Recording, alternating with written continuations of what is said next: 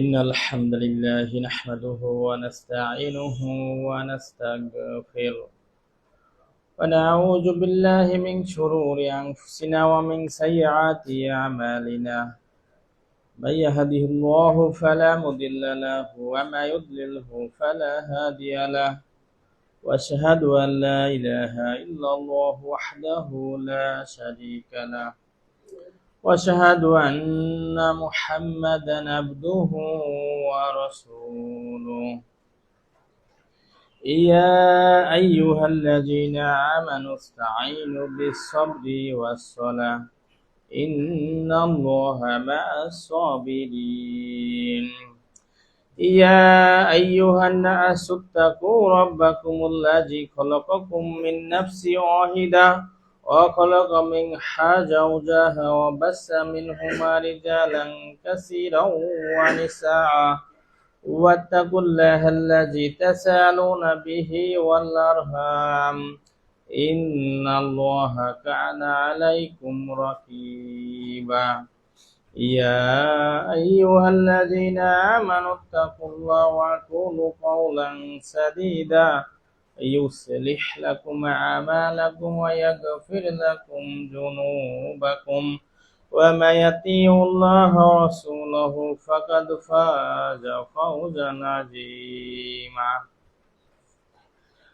أما بعد فإن خير الحديث كتاب الله وخير الهدي هدي محمد صلى الله عليه وسلم وشر الأمور محدثاتها وكل محدثة بدعة وكل بدعة ضلالة وكل ضلالة في النار فأعوذ بالله من الشيطان الرجيم بسم الله الرحمن الرحيم وبشر الذين آمنوا وعملوا الصالحات أن لهم جنات تجري من تحتها الأنهار قال النبي صلى الله عليه وسلم من مات لا يشرك بالله شيئا دخل الجنة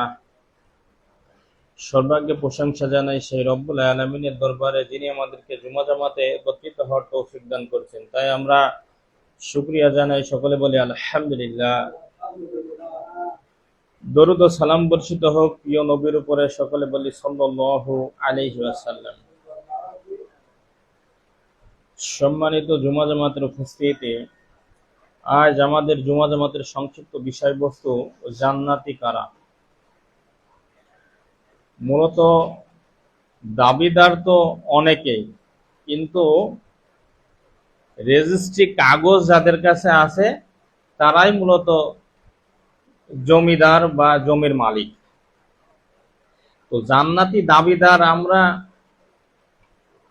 আমরা বাংলাদেশে শুনি বা কাগজ কলমে এরকম যে 90-95% মুসলিম এই বাংলাদেশে, অথচ এই বাংলাদেশে মুসলমানিত্ববাদও চালু থাকে, চালু হয়, পালন হয়, আবার হিন্দুত্ববাদও চালু আছে, চালু থাকে, চালু হয়। তো হিন্দু গণনা অনুসারে যেভাবে দেখা যায় যে কয় পার্সেন্ট হিন্দু, 95% যদি মুসলিম হয় তাহলে নিশ্চয় 5% হিন্দু। আর ইহুদি, বৌদ্ধ, খ্রিস্টান এগুলো তো আমাদের দেশে 1% আছে কি নেই, খুবই বিরল। 1% থাকলে থাকতে পারে, 4% হিন্দু। তো হিন্দুর যদি কোনো অনুষ্ঠান হয় তো সেখানে দেখবেন যে হাজার হাজার জনতা, তার মানে ওখানে সব হিন্দু নাই, ওখানে কি আছে? মুসলমানের দাবিদার যারা সন্তান তারাও ওখানে আছে। তো এই বিষয়গুলো হিন্দুর অনুষ্ঠানে মুসলিম যায় তাহলে আবার কেমন? আমাদের সলাতে কই তদন্ত করবেন তিনি, মসজিদ দেখি কোনো হিন্দু আসে কিনা? না, আসে না, তো হিন্দু আসে না। তবে আমরা হিন্দুদের অনুষ্ঠানে, পুজো পর্বণে আমরা অবশ্যই মুসলিম সন্তানেরা ঠিকই চলে যায়। তো ওখানে দুনিয়াতে দিলকে ঠান্ডা করে, মনকে ঠান্ডা করে, নিজের শরীরকে ঠান্ডা করে যদি জান্নাত হয় তাহলে কেমন হয় বলেন? হবে না, তা কখনোই সম্ভব নয়। ওইভাবে জান্নাত কামাই করা যায় না, ওইভাবে জান্নাত হয় না। নিজেকে কন্ট্রোল করতে হবে, নিজেকে থামিয়ে ফেলতে হবে, নিজেকে ইসলামের উপর ইস্তেকামা দেখাতে হবে, ইস্তেকামাত অটলিয়াত দেখাতে হবে। তারপরে দেখালাল জান্নাত, ওই ব্যক্তি জান্নাত লাভ করবে, তার আগে নাই। দুনিয়াতেই মৌজ ফুর্তি আনন্দ সবকিছু করে গেলাম, আবার জান্নাতে উঁচু মাকাম নেব। যে জান্নাত লাস্ট, একদম লাস্ট পর্যায়ে যে জান্নাতে যাবে, রব্বুল আলামিন এই পৃথিবীর মতো 10টি পৃথিবী, 10টি দুনিয়া তাকে প্রদান করবেন। সুবহানাল্লাহ। এত সস্তার জিনিস তো জান্নাত নয়, এত সস্তা নয়। তাই অবশ্যই আমাদের, শুধু যদি আপনি আবেগ খাটিয়ে ইসলামকে জাস্টিফাই করতে যান, তা কখনো হবে না। কারণ ইসলাম চলবে হচ্ছে দালিলিক ভাবে, কোরআন এবং সহিহ হাদিসের বুনিয়াদে। তাই জান্নাতে যেতে হলে লক্ষ্য রাখতে হবে আপনার কোরআন এবং সহিহ হাদিস। সব কর্ম করে আপনি আবার জান্নাতের দাবিদার, নাউজুবিল্লাহ, এটা তো হবে না, তা কখনোই সম্ভব নয়। তাই জান্নাতে যেতে হলে অবশ্যই নির্দিষ্ট নিয়ম কানুন, শারীরিক যে বিধিবিধান, এগুলো অবশ্যই আপনাকে মান্য করতে হবে। তার ভিতরে একটি বিশেষ কাজ 5 ওয়াক্ত সালাত মুসলিম জীবনে যে কোনো মূল্যে আদায় করতেই হবে। এ ব্যতি রেখে জান্নাতে যাওয়া সম্ভব নয়। তার দ্বিতীয় চ্যাপ্টারে শিরক করে কখনো জান্নাত হবে না, এটা সুনিশ্চিত কথা, কোরআন হাদিসে এবং একদম স্পষ্ট। তাই শিরক থেকে অবশ্যই আপনাকে দূরে থাকতে হবে। এরকম ভাবে দেখতে গেলে অনেক কর্ম আছে যা আমাদের জান্নাতকে ঠেকিয়ে দেবে। তো ওই একই কর্ম করে আমি আবার মুখে দাবিদার যে আমি জান্নাতি, তাহলে তো মুশকিল আছে, নিশ্চয় তা মুশকিলের ব্যাপার। তাই জান্নাতে যেতে হলে কোরআন এবং হাদিসের যে শর্তগুলো আছে, এই শর্তগুলো অবশ্যই আপনাকে পূরণ করতে হবে। আপনি সালাত পড়তেছেন জম্মের পড়া, কিন্তু যাকাত দেন না, এটাও আপনার কি হতে পারে, জান্নাতে যাওয়ার বাধা হতে পারে। আপনার কোটি কোটি টাকা আছে, অথচ হজ আপনার উপরে ফরজিয়াত, ফরজ বিধিবিধান আপনি হেলাইহেলিত ভাবে দেখছেন, আপনার জান্নাত থেকে যেতে পারে। তো অবশ্যই এইগুলো আপনারই বন্টন করতে হবে, এগুলো আপনার ধর্মীয় মানদণ্ড, ফরজিয়াত বিধান, তাই অবশ্যই আপনাকে পালন করতে হবে। কারণ এই বিধান রব্বুল আলামিন কাদের উপরে দিয়েছেন? ইবাদত, দাসত্ব আল্লাহ সুবহানাহু ওয়া তাআলা দিয়েছেন, ওয়া মা খালাকতুল জিন্না ওয়াল ইনসা ইল্লা লিয়াবুদুন। আল্লাহ সুবহানাহু ওয়া তাআলার দাসত্ব করবে মানুষ এবং জিন। তাই অবশ্যই আমাদেরকে দাসত্বর মধ্য দিয়েই কত মানুষ ঝরে যাবে। নাইতে আল্লাহ সুবহানাহু ওয়া তাআলা কেন ওই কথা বললেন যে ওয়া মা ইউমিনু আকসারুহুম বিল্লাহি ইল্লা ওয়া হুম মুশরিকুন। ঈমান আনার পর আল্লাহ সুবহানাহু ওয়া তাআলা বলছেন সূরা ইউসুফ 106 নম্বর আয়াতে, ঈমান আনার পর বেশিরভাগ লোক মুশরিক। তো ঈমান আনার পর তো ঈমানদার হওয়ার কথা, মুশরিক হয় কি করে? আর মুশরিক, স্বীকৃত মুশরিক আছে হিন্দুরা, আমাদের ডানে বাঁয়ে কম বেশি আছে, আপনারা বুঝবেন। কারণ আল্লাহ সুবহানাহু ওয়া তাআলার দাসত্ব করার জায়গায় তারা নিজস্ব হাতে নিজ কর্মে দেব দেবতা বানিয়ে, খোদা বানিয়ে, নাউজুবিল্লাহ, উপরালা বানিয়ে তারা দাসত্ব করে, তাই তো তারা মুশরিক। আর আমাদের মধ্যে ঠিক একই কর্ম ওই রকম জায়গায় রব্বুল আলামিন ব্যতীত কোন জায়গায় যদি রব্বুল আলামিনের নাম ব্যতীত জবেহ করা হয়, সে মুশরিক। আল্লাহ সুবহানাহু ওয়া তাআলা মুশরিকিন এরকম অনেক সংজ্ঞা দিয়েছেন। আপনি মুসলিম দাবিদার, লৌকিকতার কাজ করলেন, তাহলে আপনি শিরকুল খফি, গোপন শিরক করছেন, প্রকাশ্য শিরক করছেন, শিরকে আজগর, শিরকে আকবর, বড় শিরক করছেন, ছোট শিরক করছেন, তাও যদি আপনার টিকে থাকে তাহলে আর কেমন হলো? নিশ্চয় তা হবে না। এগুলো আপনার অবশ্যই খেয়ালে রাখতে হবে। আপনার সন্তান, আপনি জানেন যে বৃষ্টির ভিতরেই যে এখন বৃষ্টি আছে, বৃষ্টির ভিতরে যদি নেমে যায়, তাহলে ওই বৃষ্টি যদি দীর্ঘক্ষণ খায়, তার মাথাতে পড়ে, তাহলে ঠান্ডা জ্বর আসতে পারে। তো আপনি কেন এই আশঙ্কা না করে আপনি সন্তানের বেলায় যেরকম আশঙ্কা করতেন যে মাথায় দীর্ঘক্ষণ যদি বৃষ্টি পড়ে তাহলে তার জ্বর ঠান্ডার আক্রমণ হতে পারে, তাহলে আপনি কিভাবে বাঁচলেন যে মুসলিম হিসেবে আপনি সালাত না পড়ে, শিরকের মানদণ্ড ঠিক না করে আপনি জান্নাত পেয়ে যাবেন? জান্নাত তো এরকম জিনিস নয়, জান্নাত এরকম জিনিস নাই যে আপনার মনে যা ছিল তাই করলেন, আবার আপনার জান্নাতও হয়ে গেল, বিষয়টি ওরকম নয়। তাই ধর্মীয় যে রুলস, শারীরিক যে বিধিবিধান অবশ্যই আপনাকে মান্য করে চলতে হবে, যার বুনিয়াদে আমরা পাবো জান্নাত। রব্বুল আলামিন তুমি আমাদের জান্নাতি মানুষ হিসাবে কবুল করে নাও, সকলে বলেন আমিন। এই বিষয়ে আমরা কোরআন, হাদিস এবং সলফে সালেহিনের বুঝ দিয়ে আপনাদেরকে ক্লিয়ার করে দেবো ইনশাআল্লাহ। আল্লাহ সুবহানাহু ওয়া তাআলা সূরা বাকারা 25 নম্বর আয়াত আল্লাহ সুবহানাহু ওয়া তাআলা বলেছেন, ওয়া বাশশিরিল্লাযিনা আমানু ওয়া আমিলুস সলিহাত আন্না লাহুম জান্নাতিন তাজরি মিন তাহতিহাল আনহার। আল্লাহ সুবহানাহু ওয়া তাআলা বলছে, যারা ঈমান এনেছে এবং সৎকর্ম করেছে, তার মানে ঈমান আনয়ন করার পর অবশ্যই তার থাকতে হবে সৎকর্ম। আল্লাহ সুবহানাহু ওয়া তাআলা কুরআনুল কারীমের আরেকটি জায়গায় বলেছেন, তোমরা সৎ কাজের সহযোগিতা করো, অসৎ কাজের নয়। তাহলে আমরা যে দেশে অবৈধ কাজ হয়, এই অবৈধ কাজের আমরা কখনোই সমর্থন করতে পারি না, কখনোই তা সমর্থন করতে পারি না। কারণ ঈমান আনয়ন পর আমাকে কি করতে হবে? সৎকর্ম করতে হবে। যেগুলো সৎকর্ম ওইগুলোই আপনি করতে পারেন। তারপর আল্লাহ সুবহানাহু ওয়া তাআলা বলছেন যে ঈমান আনয়ন পরে যারা ঈমান আনয়ন করে সৎকর্ম করছে তাদেরকে সুসংবাদ দিন, তাদেরকে সুসংবাদ দিন যে তাদের জন্য এমন জান্নাত রয়েছে যার তলদেশে নদী প্রবাহিত। সুবহানাল্লাহ, তো কতই না সুন্দর। উপরে থাকবো আমরা, নিচ দিয়ে নদী, পানি প্রবাহিত, মনোরম একটা দৃশ্য, কত সুন্দর একটা পরিবেশ, যা আমরা কল্পনা করে এখন ধরতে পারবো না, চোখ দিয়েও আমরা দেখতে পারবো না, কান দিয়েও আমরা শুনে ওইভাবে ফিল করতে পারবো না। জান্নাত কত আরামদায়ক জায়গা। দুনিয়াতে কোনো ওইরকম শান্তিময় জায়গা নেই, জান্নাতে যে সুখ শান্তি আছে।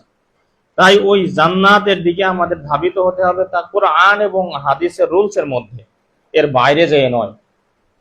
কখনোই এর বাইরে যেয়ে জান্নাত লাভ করা সম্ভব নয়। তাই অবশ্যই ধর্মীয় রুলস, ফরজিয়াত, বিধিবিধান মেনেই আমাদেরকে জান্নাতের আশা করতে হবে ইনশাআল্লাহ। আরেকটি বিষয় এখানে আমাদের একদম স্পষ্ট যে ঈমান আনয়ন করার পর সৎকর্মগুলোকে আঁকড়ে ধরতে হবে, অসৎকর্মকে কখনোই করা যাবে না এবং সমর্থনও করা যাবে না।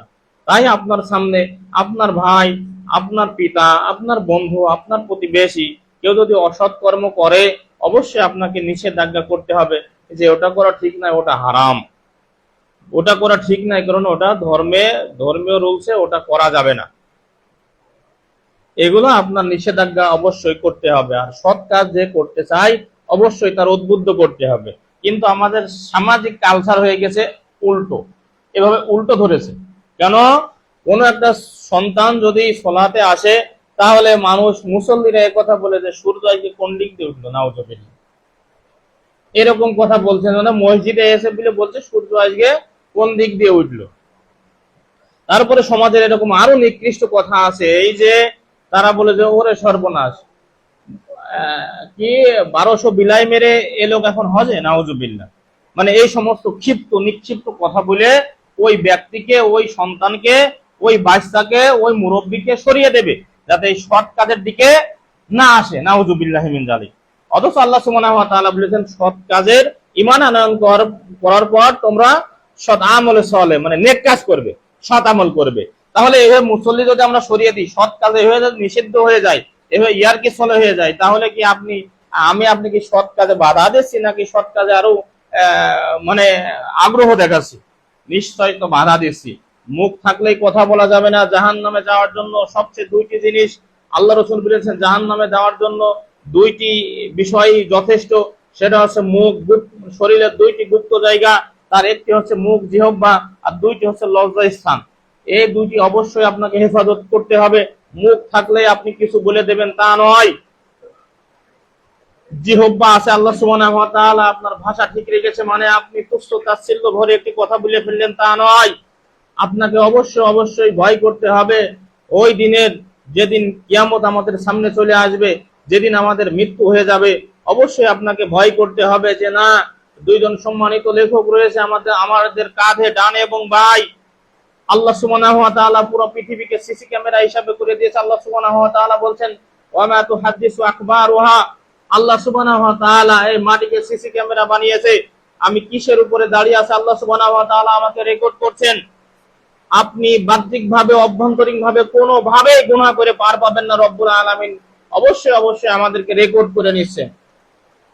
না এরকম একটা বিল্ডিং যদি সিসি ক্যামেরায় আওতাধীন এসে যদি চোর ধরে ফেলা যায়, সত্যায়ন করে ফেলা যায়, আর রব্বুল আলামিন এগুলো তো সিসি ক্যামেরা, এগুলো তো মাখলুক, রব্বুল আলামিন সৃষ্টি করেছেন, তাহলে এগুলো স্রষ্টা, তার কাছে কত আধুনিকতা আছে রব্বুল আলামিন, আর এত কিছু বাস্তবায়ন করে রয়েছে, রব্বুল আলামিন দেখাতে পারবেন না?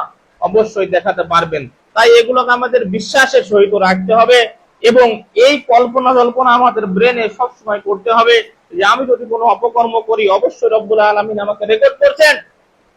আমি কোনো অপকর্ম করলে রব্বুল আলামিন এই অপকর্মের ফল আমাকে নিতে হবে। আমার হিসাব আমার বাপ নেবে না, আমার হিসাব আমার মা নেবে না, আমার হিসাব আমার কলিজার টুকরা সন্তান নেবে না। এত ভালোবাসা আমার সব দূর করে দেবে আমার, কেউ আমাকে নিবে না। তাই অবশ্যই অবশ্যই আপনার আখের অবশ্যই আপনাকেই গুছাতে হবে। সমাজ বহুল্য কথা এই যে নিজের আখের নিজেই গুছাও, আসলে কথাটি বাস্তবসম্মত। আপনার হিসাব আপনাকেই করে যেতে হবে। পরকালীন যে পাথেও আছে এই পাথেও আপনাকেই অবশ্যই পাঠাতে হবে, নাই অন্য লোক পাঠিয়ে দেবে না। আপনার চোখের সামনে আপনার বাপ করেছে, আপনি কবরে কয়দিন যে জিয়ারত করেছেন, দেখেছেন, তার জন্য দোয়া করেছেন, তার নামে দান সদাকা করেছেন, খুবই বিরয় বলা বাহুল্য যে না আমি এক মাসেও তার কবরকে জিয়ারত করিনি, তার জন্য দোয়া খয়রাত করিনি, আমি দেখতে যাইনি কবর।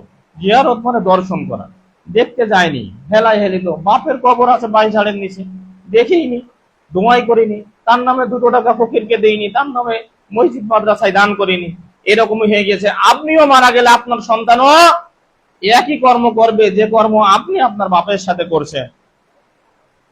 তাই কি অর্থ প্রাচুর্য ধন সম্পদ, লাখো কোটি জায়গা জমি রেখে গেলেন, লাখো কোটি বিল্ডিং রেখে গেলেন, লক্ষ কোটি টাকা রেখে গেলেন সন্তানের সুখের জন্য, আর আপনি সৎকর্ম করতে পারলেন না, অসৎকর্ম নিমজ্জিত থেকে আপনি পরলোক গমন করলেন, নিশ্চয় ফলাফলটা খারাপ হবে।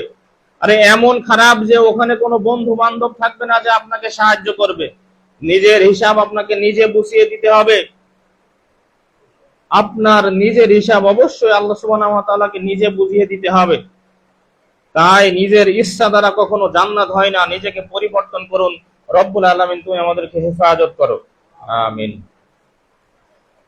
আল্লাহ সুবহানাহু ওয়া তাআলা কুরআনুল কারীমের আরেকটি জায়গায় বলছেন, সূরা আল ইমরানের 133 নম্বর আয়াতে, ওয়াসারিউ ইলা মাগফিরাতিম মির রাব্বিকুম ওয়া জান্নাতিন ইউ'দাত লিল মুত্তাকিন, তোমরা তোমাদের রবের ক্ষমা ও সেই জান্নাতের দিকে ধাবিত হও যা মুত্তাকিদের জন্য প্রস্তুত করা হয়েছে। তাহলে কাদের জন্য জান্নাতকে প্রস্তুত করা হয়েছে? মুত্তাকিদের জন্য। অবশ্যই মুত্তাকিদের জন্য জান্নাতকে প্রস্তুত করা হয়েছে।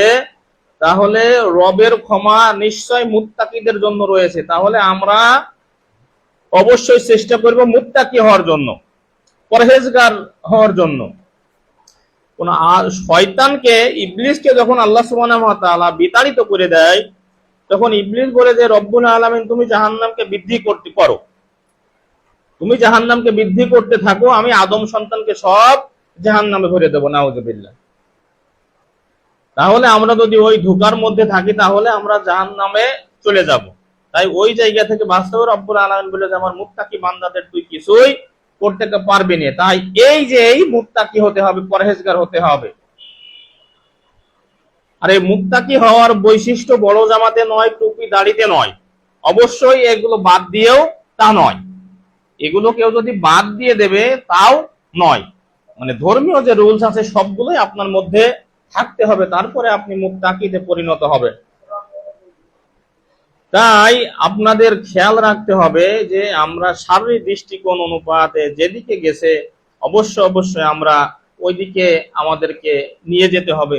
আমাদের মন, আমাদের শরীর, আমাদের চিন্তা চেতনাকে ওই দিকেই নিয়ে যেতে হবে। কারণ আল্লাহ সুবহানাহু ওয়া তাআলা জান্নাত প্রস্তুত করেছেন মুত্তাকিদের জন্য।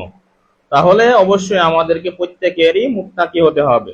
মিথ্যা, ধোঁকাবাজি, ছলছাতুরি, সুদ, ঘুষ, জেনা, ব্যভিচার এগুলো সব বন্ধ করে দিতে হবে। মুশরিক হালতে মৃত্যুবরণ করা যাবে না। মুশরিকরা সর্ব অবস্থায় নাপাক থাকে। আল্লাহ সুবহানাহু ওয়া তাআলা কালাম তো কিতাবুল্লাহ বলেছেন ইন্নাল মুশরিকিনা নাজাসুন, মুশরিকরা সর্ব অবস্থায় নাপাক। তাই মুশরিকা হালতে থাকা যাবে না, তাবিজ কবজে বিশ্বাস করা যাবে না। আল্লাহ সুবহানাহু ওয়া তাআলা বলেছেন, ওয়া নুনাজ্জিলু মিনাল কুরআনি মা হুয়া শিফা ওয়া রাহমাতুল লিল মুমিনিন ওয়া লা ইয়াজিদু যালিমিনা ইল্লা খাসারা। আল্লাহ সুবহানাহু ওয়া তাআলা এই কুরআন মাজিদে আরোগ্য রেখেছেন, তাহলে আমরা কুরআন এবং হাদিসের ঝাড়ফুঁক থেকে আরোগ্য লাভ করব। আমরা বাইরে যাব না, শিরক মুশরিকের কাছে যাব না। কোন মানুষের কাছে গেলে সর্বপ্রথম জিজ্ঞাসা করবো যে তুমি কি দিয়ে ঝাড়ফুঁক করছো, কেন তুমি তাবিজ কবজ দিচ্ছো, এগুলো অবশ্যই আমাদের দেখতে হবে যে সে কি দ্বারা দিচ্ছে, কারণ এগুলোই তো বড় গুনাহ। এই গুনাহ থেকে আপনাকে অবশ্যই বাঁচতে হবে, না হলে আপনি মুশরিক হালতে মৃত্যুবরণ করবেন ওই অবস্থাতে। কোন আল্লাহ রসুলের কাছে ওই যে আসাদ বিন জুরারা কর্তৃক 10 জন আল্লাহ রসুলের কাছে আসে, আল্লাহ রসুল 9 জনকে বায়াত গ্রহণ করেন আর একজনকে গ্রহণ করেন না। কেন? কারণ তার হাতে ছিল তাগাদা, বালা। তাই তাকে কি করলো না, আল্লাহ রসুল বায়াত গ্রহণ করলেন না। তখন আসাদ বিন জুরারা তাকে জিজ্ঞাসা করলো আল্লাহ রসুলকে যে আল্লাহ রসুল সবাই বায়াত গ্রহণ করলেন আর এর বায়াত গ্রহণ করলেন না। তখন বলছে যে ওর হাতে রয়েছে বালা, তাগা, এ হালতে হয় না। তখন সে সাথে সাথে টান মেরে ছিঁড়ে ফেললো। তখন আল্লাহ রসুল তার বায়াতকে গ্রহণ করে নিলেন। আলহামদুলিল্লাহ। তো অবশ্যই আমাদেরকে, আমরা মুসলিম, আমরা স্বচ্ছ মুসলিম মুত্তাকি হতে হবে আমাদের। তাহলে ওই ভরসায় হওয়া যাবে না এই যে আমার গায়ে তাবিজ লটকালে আমার সমাধান হয়, রোগের আরোগ্য হয়, এরকম নয়। রোগ হয়েছে, আল্লাহ রসুল একটি হাদিসে বলেছেন যে আল্লাহ সুবহানাহু ওয়া তাআলা এমন কোন রোগ দেননি যে তার দুনিয়াতে চিকিৎসা তৈরি হয়নি। অবশ্যই তার চিকিৎসা আছে, চিকিৎসা করাতে হবে, কিন্তু অবৈধভাবে নয়, বৈধ উপায়ে করতে হবে। সর্বোপরি মুত্তাকিদের জন্য ক্ষমা এবং মাগফিরাত, ক্ষমা এবং জান্নাত নির্ধারিত রয়েছে। তাই অবশ্যই আমাদেরকে মুত্তাকি হওয়ার চেষ্টা করতে হবে। রব্বুল আলামিন তুমি আমাদেরকে কবুল করো, আমিন। আল্লাহ সুবহানাহু ওয়া তাআলা সূরা ফুসসিলাতে বলছেন, ইন্নাল্লাযীনা ক্বালু রাব্বুনাল্লাহু সুম্মা ইসতাকামু তাতানাজ্জালু আলাইহিমুল মালায়েকা। আল্লাহ সুবহানাহু ওয়া তাআলা বলছেন, নিশ্চয় যারা বলে আমাদের রব আল্লাহ, নিশ্চয় যারা বলে আমাদের রব আল্লাহ, তারপর তার উপর অবিচল থাকে, তার উপর অটলিয়াত থাকে, অবিচল থাকে তার উপরে। তখন আল্লাহ সুবহানাহু ওয়া তাআলা তাদের কাছে ফেরেশতা অবতরণ হয়ে বলে যে ভয় করো না, দুঃখিত হইও না, তোমাদের প্রতিশ্রুতি জান্নাতের সুসংবাদ গ্রহণ করো। সুবহানাল্লাহ। তোমাদের প্রতিশ্রুতি যে ইস্তেকামা হয়েছো মৃত্যু পর্যন্ত, যে ইসলামের উপরে অটলিয়াত নিয়ে আছো, এর কারণে তোমরা সুসংবাদ গ্রহণ করো, তা হলো জান্নাত। সুবহানাল্লাহ। তাই আমাদের ইসলামের উপরে, আপনি বলছেন যে জর্দা বিড়ি একটু খাইয়ে নি, ও মরণের আগে ছেড়ে দিবানে, সুদ ঘুষ একটু খেয়ে নি, মরণের আগে ছেড়ে দিবানে, একটু জেনাবা বিচার করে নি, মরণের আগে ছেড়ে দিবানে। তো কখন কোন সময় মৃত্যু আপনার, আপনি কিভাবে জানেন? নিশ্চয় তা জানেন না। আপনি যদি বলেন যে না আমার বয়স কাঁচা বয়স, আপনি যদি বলেন যে আমি হুজুর আমার 33 বছর বয়স, আমার আবার মরণ কিসি, নাউযুবিল্লাহ, তাহলে কিভাবে হয়? মরণ আপনার চোখের সামনে দেখছেন যে মানুষ মারা যাচ্ছে, কি 20 বছর, কি 22 বছর, কি 30 বছর, কি 50 বছর, কি 10 বছর, সব শ্রেণীর মানুষ আপনার চোখের সামনে মারা যাচ্ছে। আপনি হয়তো বা তার জানাজায়ও শরীক হচ্ছেন। তো এইভাবে যে দেখছেন, আপনি মনে করছেন যে সময় আছে, কিন্তু না, আসলে তা নাই। আল্লাহ রাসূল বলেছেন, আকসারু যিকরা হাজিমিল লাযাত আনিয়াল মাউত, তোমরা একটা জিনিসকে বেশি বেশি স্মরণ করো, সেটা হচ্ছে মৃত্যু। এই মৃত্যুকে কেন তোমরা বেশি বেশি স্মরণ করবে? কারণ তোমার জীবনের স্বাদকে কেটে দেবে, জীবনের আশাকে ধ্বংস করে দেবে। জীবনে কত স্বাদ, জীবনে কত আশা রয়েছে, ব্যাংক ব্যালেন্স, টাকা পয়সা, নারী বাড়ি, এগুলো করবো, কিন্তু জীবনের স্বাদ কেটে দিয়েছে কিসে? মৃত্যুতে। তাই এই জিনিসকে, এই মৃত্যুকে অবশ্যই স্মরণ করতে হবে। তাই তো আল্লাহ রাসূল বলেছে, আকসিরু যিকর, সবচেয়ে বেশি স্মরণ করতে হবে মৃত্যুকে। আপনি জানেন না যে আপনার কোন সময় মৃত্যু, আমি জানি না যে আমার কোন সময় মৃত্যু। দুনিয়াতে আপনি যে বড়াই দেখাচ্ছি, কি অর্থের হোক, কি ক্ষমতার হোক, কি শারীরিক হোক, দেখেননি দুনিয়ার ইতিহাসে এরকম শুনেছেন? কোরআন হাদিস পড়ে থাকলে এরকম বুঝেছেন, যার সম্পদের চাবি টানতে 2-3 জন লোক লাগতো, সে লোক ধ্বংস হয়ে গিয়েছে। এরকম লোক দুনিয়াতে বলেছেন যে আনা রব্বুকুমুল আলা, আমি তো এ মিশরের বাদশা। সেও কি হয়েছে, মৃত্যুবরণ করেছে। এরকম অসংখ্য রাজা, অসংখ্য বাদশাহ, অসংখ্য জ্ঞানী গুণী, অসংখ্য ধনবান বিলীন হয়ে গিয়েছে। আজ সামুদ শোনেননি? ওরে মোটা তাজা লোক, ওরে বড় সড়ো লোক ছিল তারা। তারা বলতো যে আমাদের আবার কিছু ধ্বংস করবে না, আউযুবিল্লাহ। বাতাসের এমন ঝনঝনানি ছিল, তাফসীরের মধ্যে এরকম বিষয় উল্লেখ হয়েছে, যদি লোহা থাকতো তো বাতাসের লোহাও কেটে চলে যেত। বাতাসের গতি এত বেশি ছিল। মানুষের কোনো বড়াই নেই, মানুষের একদমই বড়াই করার কোনো কিছু নেই। আজ আপনি সুস্থ, দেখছেন যে 1 ঘন্টা পার হয়নি, অথবা রাত্রি জ্ঞাপন করতে পারেননি, যে রাত্রে শুয়েছেন ভালো মানুষ, সকালে আর ওঠে না, উঠতে পারে না। কি ব্যাপার? প্যারালাইসিস। কি ব্যাপার? মৃত্যুবরণ করেছে, পরলোক গমন করেছে, হিম্মত নেই। তাই ওই যে সাপের ওই গল্পর মতো করতে হবে।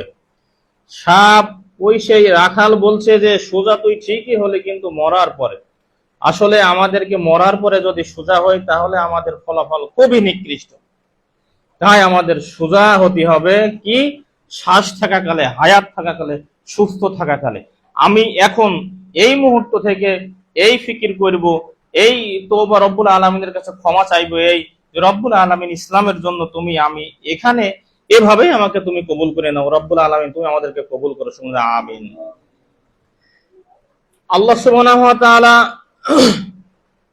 সূরা নিসার 13 নম্বর আয়াতে বলছেন, ওয়ামান ইউতিল্লাহা ওয়া রাসূলাহু ইউদখিলুহু জান্নাতিন তাজরি মিন তাহতিহাল আনহার। যে আল্লাহ তার রাসূলের আনুগত্য করবে, আল্লাহ তাকে জান্নাতে প্রবেশ করাবেন। সুবহানাল্লাহ। যার তলদেশ দিয়ে নদী প্রবাহিত। তাহলে কার আনুগত্য করতে হবে? আল্লাহ এবং তার রাসূলের।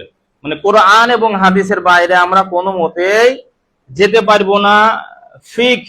ফেকার বিদ্বানগণ অনেক কথা বলতে পারে, কিন্তু আমাদের মূল ধারণ করতে হবে আল্লাহ এবং তার রাসূলকে।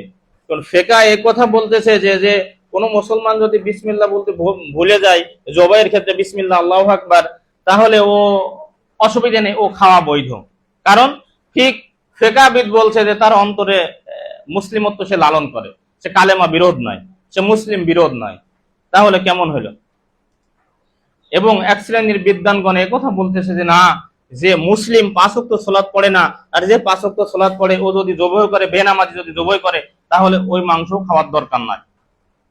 নাই আমরা হিন্দুদের বাড়ি মুসলিমের খাওয়া কেন বারণ? গরুহের মাংস, মুরগির মাংস কেন বারণ? কারণ তারা আল্লাহ সুবহানাহু ওয়া তাআলার উপরে এগুলো উৎসর্গ করে না,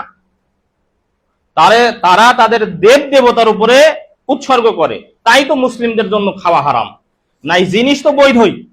মুরগি দোকানে যে মুরগি বিক্রি করছে, ওখানে মুসলিমও কেনছে, অমুসলিম হিন্দুও কেনছে। তাহলে ও নিয়ে যে জবাই করে ওর গোশত হয়ে যাচ্ছে হারাম, আর আমি নিয়ে এসে জবাই করলে আমার গোশত হয়ে যাচ্ছে হালাল। বলেন তো কেন?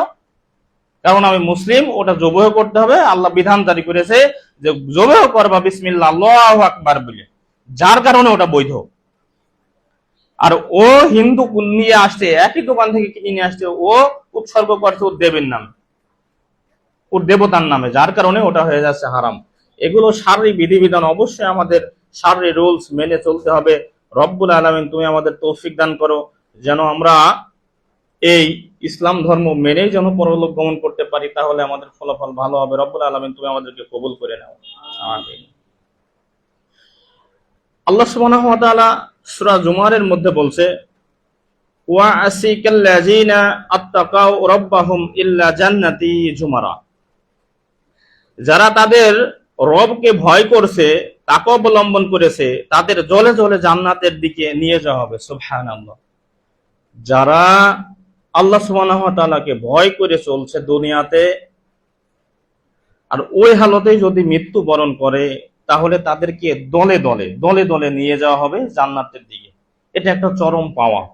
রব্বুল আলামিন তুমি আমাদেরকে কবুল করে নাও, আমিন। সলফে সালেহিনে বুঝেন আব্দুল্লাহ ইবনে আব্বাস রাদিয়াল্লাহু আনহু সূরা ফুসসিলাতের ওই আয়াত, ইস্তিকামাতের আয়াতের ব্যাপারে উনি এই বিষয়টি উল্লেখ করেছেন যে তারা আল্লাহকে রব হিসাবে স্বীকার করার পর তার আনুগত্যের উপর অটল থেকেছে, এবং শিরকের দিকে ফিরে যায়নি, তারা জান্নাত প্রাপ্ত ব্যক্তি যদি এই হালতে মৃত্যুবরণ করেন। কারণ ইস্তেকামাত এনেছে, অটলিয়াত এনেছে, তারা আল্লাহকে রব হিসাবে স্বীকার করার পর ওই যে স্বীকার করেছে আর আনুগত্যকে কেটে দেয়নি, ওর উপরে ইস্তেকামা অটলিয়াত এনেছে, ওই হালতেই যদি মৃত্যুবরণ করে তার ফলাফল জান্নাত। সুবহানাল্লাহ। আর এ ব্যতীত হয় যদি, এর বাইরে যদি হয়, নিশ্চয় তা নিকৃষ্ট।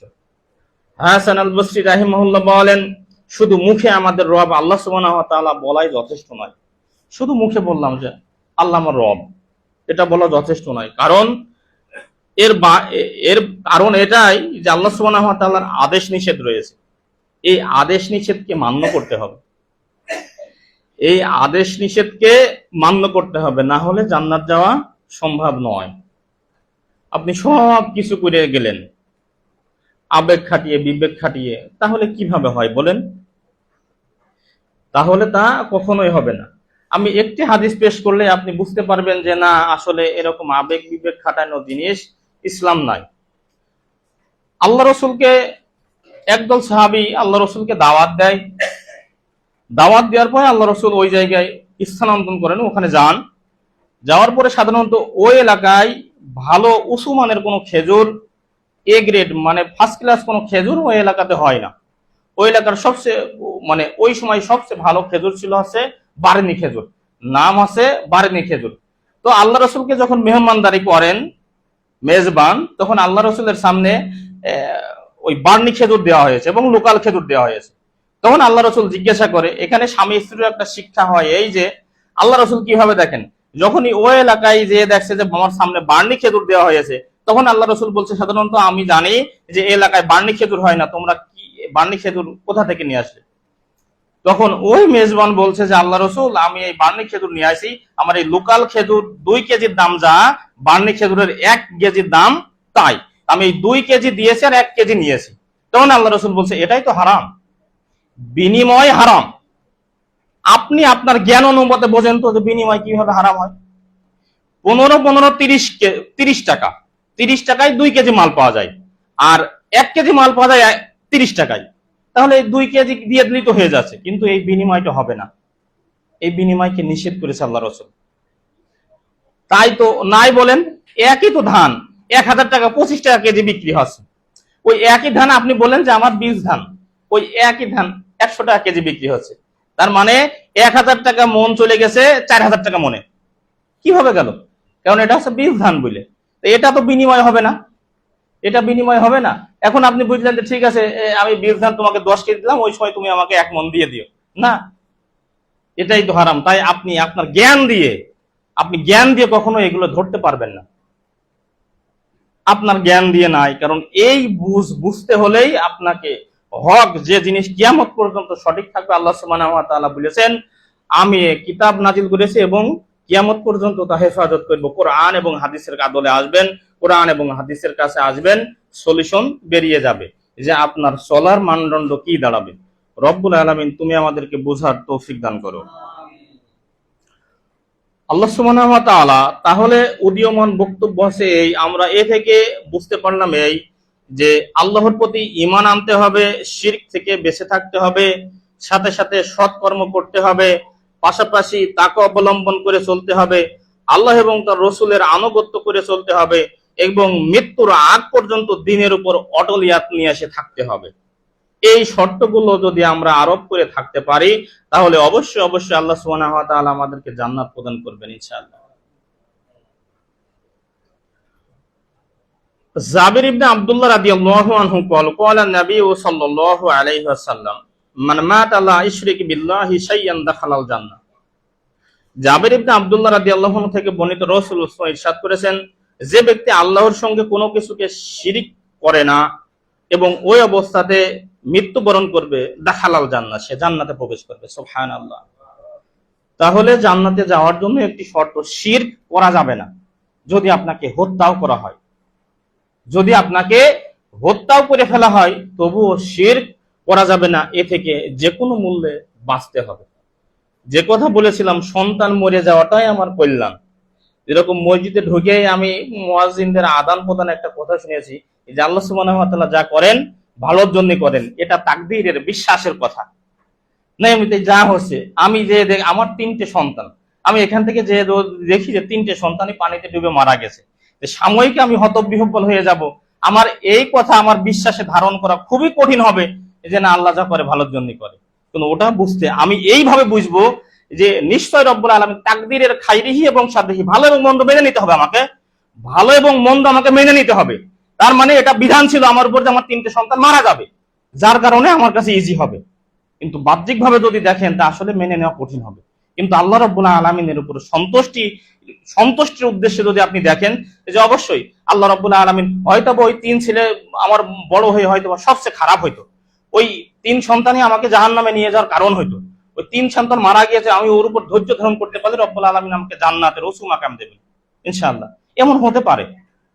তাই আপনাকে সন্তানের জন্য আপনাকে ধ্বংস হওয়া যাবে না, আপনি নিজে ধ্বংস হতে পারবেন না। আপনি সাধ্যমতো চেষ্টা করে দেন। রব্বুল আলামিন লা ইউকাল্লিফুল্লাহু নাফসান ইল্লা উসআহা, রব্বুল আলামিন আপনার কখনোই আপনার সাধ্যের অতিরিক্ত কোনো কিছু দিবেন না। তাই আল্লাহ সুবহানাহু ওয়া তাআলার উপরে ভরসা করেন। শিরক থেকে যে কোনো মূল্যে বেঁচে থাকতে হবে। জান্নাতে যাওয়ার জন্য প্রথম একটি শর্ত, কখনোই শিরক করা যাবে না। আন আবি হুরায়রা রাদিয়াল্লাহু আনহু ক্বালা নবী সাল্লাল্লাহু আলাইহি ওয়াসাল্লাম মান মাতা আনি দাখালাল জান্নাহ ওয়া মান আসানি ফাকাদ আবা। আবু হুরায়রা রাদিয়াল্লাহু আনহু বলেছেন, রাসূলুল্লাহ সাল্লাল্লাহু আলাইহি ওয়াসাল্লাম ইরশাদ করেছেন যে আমার আনুগত্য করবে সে জান্নাতে প্রবেশ করবে, আর যে আমার অবাধ্যতা করবে তার জন্য জান্নাত প্রত্যাখ্যিত, মানে সে জান্নাত পাবে না। তাহলে আমরা এখানে শুধু এই হাদিসটা যদি আমরা ভেঙে দিই তাহলে আমরা খুব মুসিবতে পড়ে যাব। তারপরেও আমাকে ভাঙতে হবে। আমার স্ত্রী বলছে দাড়িকে মুন্ডিয়ে রাখো, একটু ছোট করে রাখো, তার মানে কি রসুলের সুন্নাহকে আনুগত্যের দিকে আর থাকতে পারলাম না, কেটে ফেললাম। নাউজুবিল্লাহি মিন যালিক, লা হাওলা ওয়ালা কুওয়াতা ইল্লা বিল্লাহ। তাহলে কি হয়ে গেল? আনুগত্য কি থাকলো? আনুগত্য থাকলো না। তাই তো আল্লাহ রাসূল বলেছেন মান মাতা আনি দাখালাল জান্নাহ, যে আমার আনুগত্য করবে সে জান্নাতে প্রবেশ করবে। সুবহানাল্লাহি ওয়া বিহামদিহি। তাহলে আনুগত্যের দিক দিয়ে শারীরিক ধর্মীয় যে রুলস, যে দাড়িকে আল্লাহ রাসূল বলেছেন দাড়িকে বড় করো, দাড়িকে ছেড়ে দাও, আর মোষকে মুন্ডাও, মোষকে ছোট করে রাখো, এর বিপরীত যদি করি আমরা তাহলে কি হলো? নিশ্চয় তা হইল না, কারণ আমার মনের অনুসরণ করছে, আমার নফস যেদিকে ধাবিত করছে আমি সেদিকে যাচ্ছি, নফসকে ইলাহা বানিয়ে ফেলেছি। কোরআন মাইদার আয়াত আছে।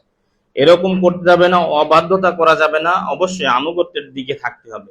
শুধু এরকম নাই, মন চাই যুবকদের যে টাকনুর নিচে কাপড়টা পরি, যদি উপরে পড়ি তাহলে আমাকে ঠ্যাঙ্গা ঠ্যাঙ্গা লাগে, একদমই কেমন জানে লাগে, আনইজি ফিল করি, একদমই আনইজি লাগে, তাহলে আসলে কেমন হয়ে যায়। কিন্তু ধর্মীয় রুলস যে সর্ব অবস্থাতেই টাকনুর উপরে কাপড় পরতে হবে, পরিধান করতে হবে।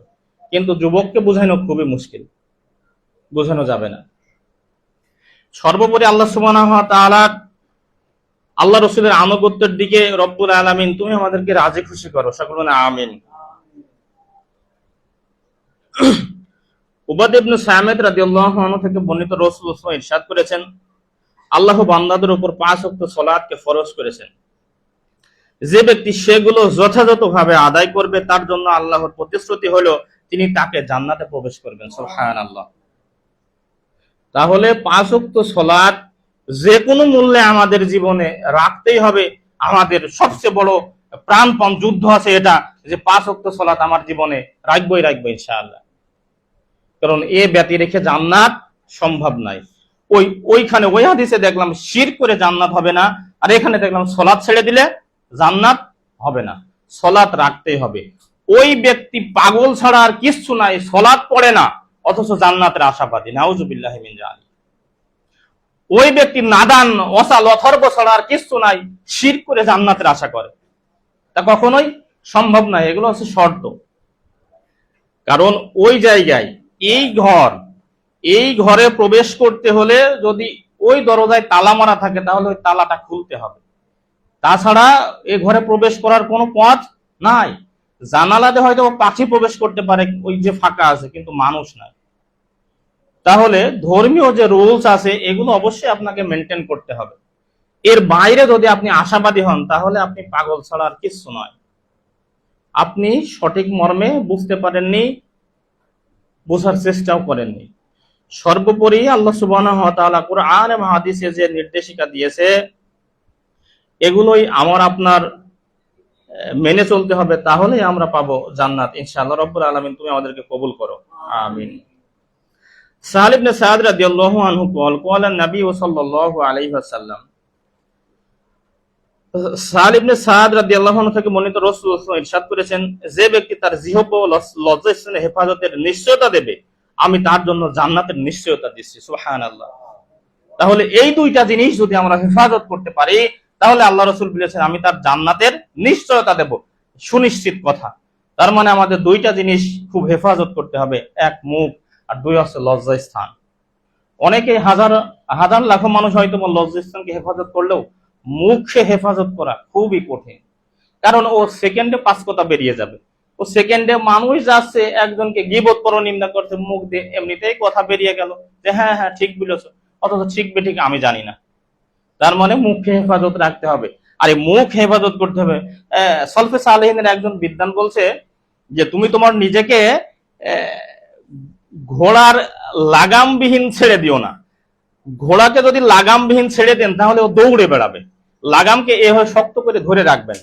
তাহলে আপনার নিজেকে আপনার নিয়ন্ত্রণে রাখতে হবে, তাহলে ওটা হেফাজত থাকবে।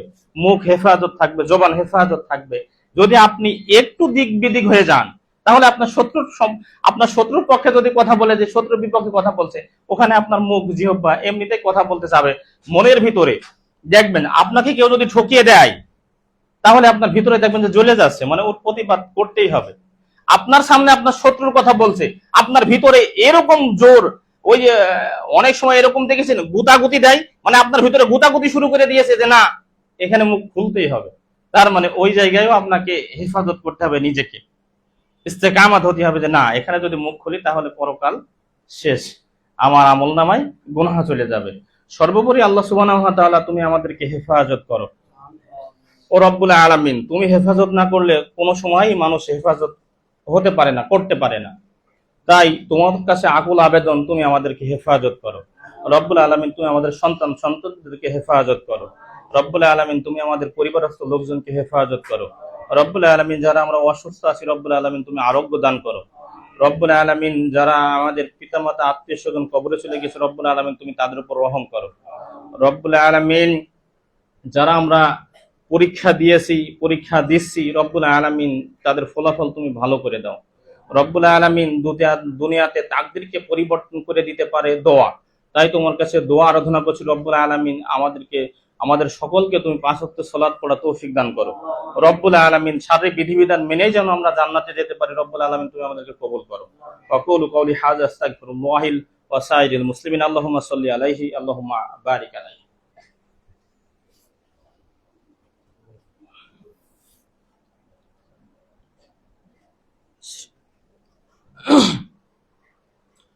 আলহামদুলিল্লাহি ওয়াহদা والصلاة والسلام على من لا نبي بعده أما بعد فأعوذ بالله من